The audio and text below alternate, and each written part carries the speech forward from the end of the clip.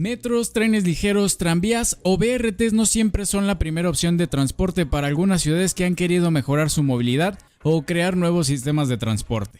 Lo que a veces nos ha llevado a que el mundo de la movilidad urbana haya creado tremendas joyas dignas de la novela de Frankenstein, ya sea por motivos técnicos, de presupuesto o, según sus creadores, de innovación. Esta vez conozcamos 5 líneas de transporte que decidieron no irse por lo común y crear su propio sistema de transporte. O al menos eso pensaron. Esto es Urbanópolis y bienvenidos.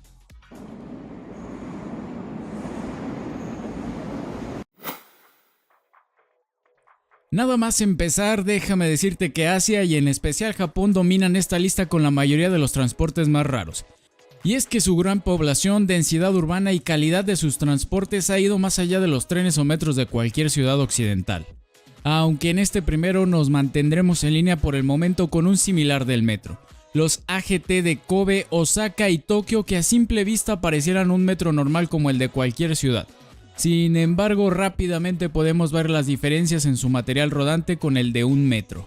Originalmente creado como una variación más económica justamente del metro, los AGT encontraron su mercado para aquellas áreas suburbanas o menos densas y como alimentadoras a grandes sistemas de transporte, como metro o ferrocarriles convencionales, que los autobuses no darían abasto tanto en capacidad como en frecuencias.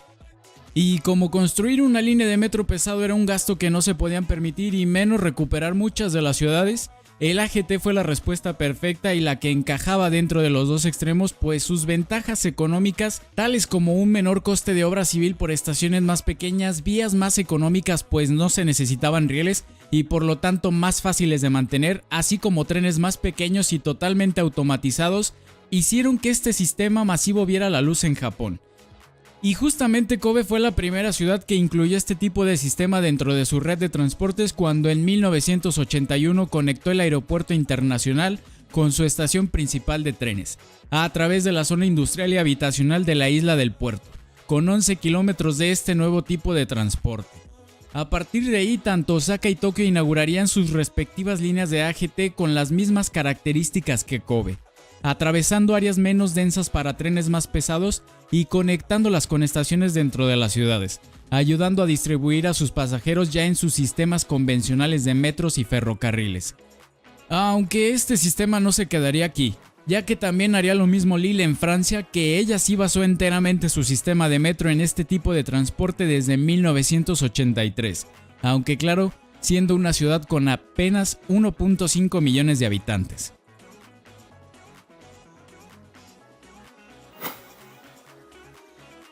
Pero ¿qué pasa si aún así no tenemos suficiente dinero para un AGT? Pues Essen en Alemania nos presentó los buses guiados en la década de los 80 también. La premisa de este híbrido entre un BRT y un tranvía fue de nueva cuenta conectar áreas de las ciudades escasamente densas, como para justificar transportes férreos como tranvías o trenes ligeros.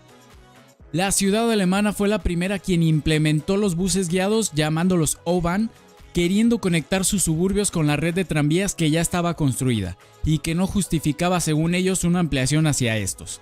Incluso funcionando todavía hasta el año de 2019 cuando ahora sí lo sustituyó por tranvías y BRTs convencionales.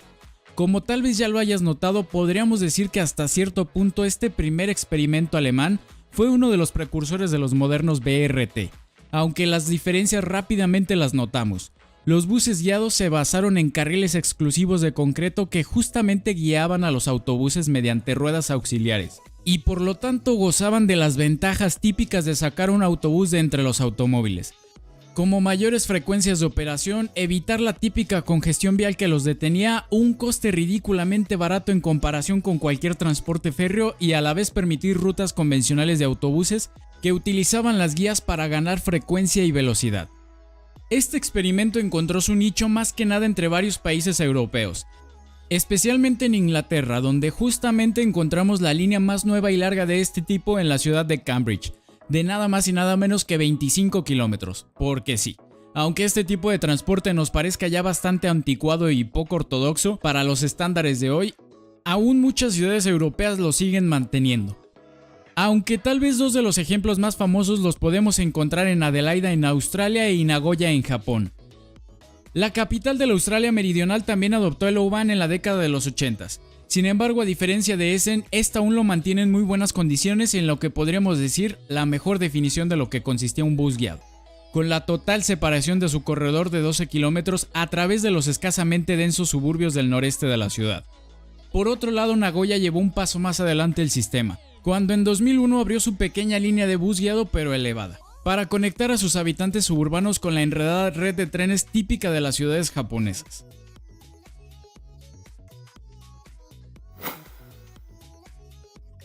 Y bueno, ahora sí que entramos a una de las rarezas más famosas del transporte público e irónicamente una de las más antiguas, el monorriel suspendido, principalmente el de Wuppertal, Alemania.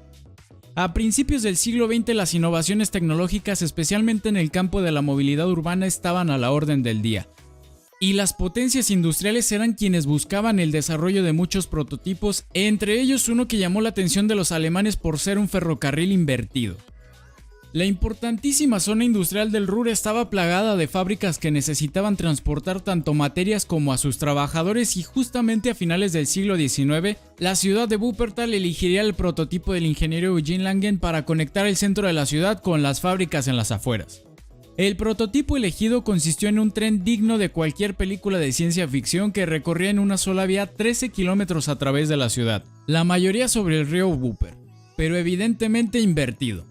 Este, a diferencia de uno convencional, estaba propulsado en la parte de arriba y el éxito del sistema fue tal que todavía hoy en día la ciudad alemana lo utiliza como parte central de su transporte público, moviendo la nada despreciable cantidad de 30 millones de pasajeros anualmente, e incluso modernizándolo en 2015 con trenes de nueva generación.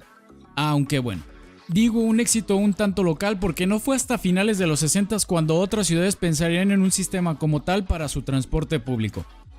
Como habrás visto en Los Simpson, esta década fue cuando se pusieron de moda los monorrieles por todo el mundo, especialmente en Estados Unidos. Sin embargo, Japón se alejó del modelo convencional de este y adoptaría una variación de Wuppertal, el Safeje. Esta versión mejorada de la anterior tenía la ventaja de que las vías por donde corrían los trenes estaban totalmente cubiertas, lo que mejoraba la fiabilidad del sistema al no estar expuesto a las inclemencias del tiempo, además de que utilizaba rodaduras neumáticas, como el metro de París, que abarataban su mantenimiento y construcción.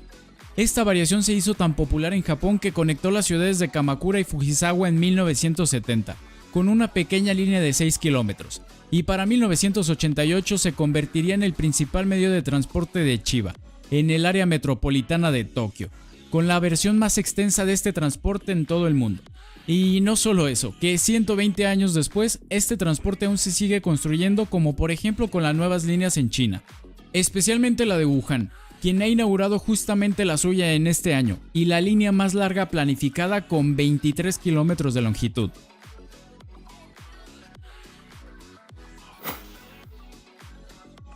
¿Quién dijo que el transporte público solo eran trenes o autobuses en sus diferentes variaciones? Pues así como lo ves, Hong Kong no solo tiene uno de los mejores sistemas de metro en todo el mundo, sino que también tiene unas escaleras eléctricas como medio de transporte masivo.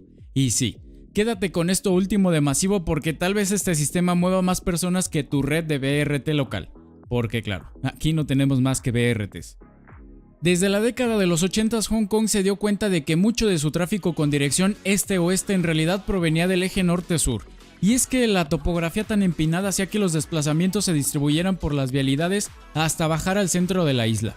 Entonces el gobierno propuso cubrir esta ruta tan demandada con un monorriel, un teleférico o unas escaleras eléctricas. Este rarísimo medio de transporte tiene un objetivo bastante claro: conectar los barrios residenciales superdensos de mid-levels en las colinas de la isla de Hong Kong con el distrito de negocio central de manera rápida, directa y barata, por lo cual fue el sistema preferido por el gobierno.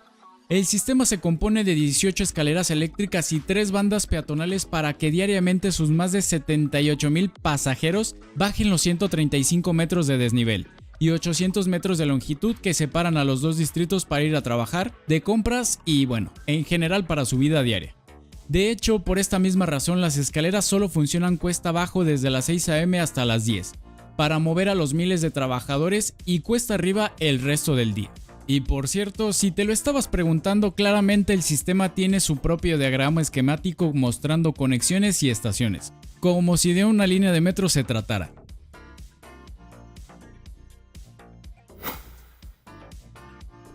El último ejemplo no es nada del otro mundo. De hecho, no hablaremos como tal de un medio de transporte bastante raro. Chongqing cuenta con un sistema de monorriel muy común en las ciudades chinas que mejoraron su transporte público a principios del nuevo milenio. Hasta que vemos la línea 2, donde una de sus estaciones sí que nos resulta bastante extraña y que se ha puesto de moda recientemente. La extraña estación de Lisiba atraviesa un edificio de departamentos de 19 pisos entre sus pisos 6 y 8, y tanto el edificio como la estación fueron construidos al mismo tiempo. No como muchos dicen que la línea atravesó por completo el edificio a la hora de construirse, esto en el 2005. La radical decisión de hacer esta estación dentro de un edificio habitacional no es nada más que la falta de espacio dentro de la ciudad, y la alta demanda por este, específicamente dentro de Mountain City, el distrito donde se encuentra esta, y que como podrás intuir, al igual que en el ejemplo anterior, es una zona muy montañosa que hace difícil la construcción. Y tal vez lo más importante, contrario a lo que podrías esperar, vivir dentro de la estación no es tan molesto según los reportes, pues un equipo de reducción de ruido instalado en la estación hace que el tren haga el mismo ruido que un lavaplatos casero. Recuerda que si te ha gustado este video no olvides suscribirte y dejar tu like. Y cuéntanos acá abajo en los comentarios, ¿qué otras líneas de transporte son las más raras que has visto? Hasta la próxima.